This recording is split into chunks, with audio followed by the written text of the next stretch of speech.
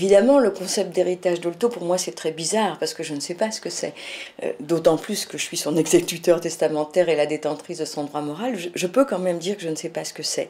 Bien sûr, il y a ce que nous faisons au quotidien, avec ces livres, les archives, etc.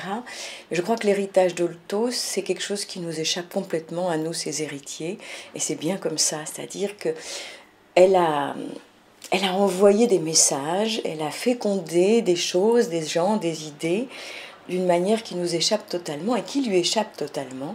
Alors parfois c'est affreux parce que c'est une dénaturation, une appropriation tout à fait, voire malhonnête, mais en tout cas tout à fait infidèle à ce qu'elle pensait vraiment.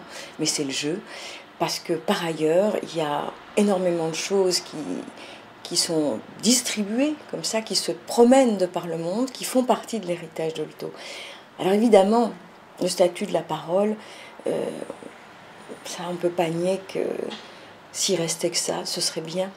Parce que s'il y a une chose pour laquelle elle aurait été prête à mourir, je crois, c'est cette idée que être un humain, c'est être un mammifère qui parle, et que c'est le fait de parler, d'entendre et de s'exprimer dans une parole non langagière avec tout son être, c'est-à-dire d'essayer de dire, c'est-à-dire d'être entièrement organisé par le fait que tout fait sens. Eh bien, c'est ça qu'elle voulait transmettre, et qu'elle voulait qu'on comprenne que même avant sa naissance, un être humain, c'est quelqu'un qui est en quête de sens.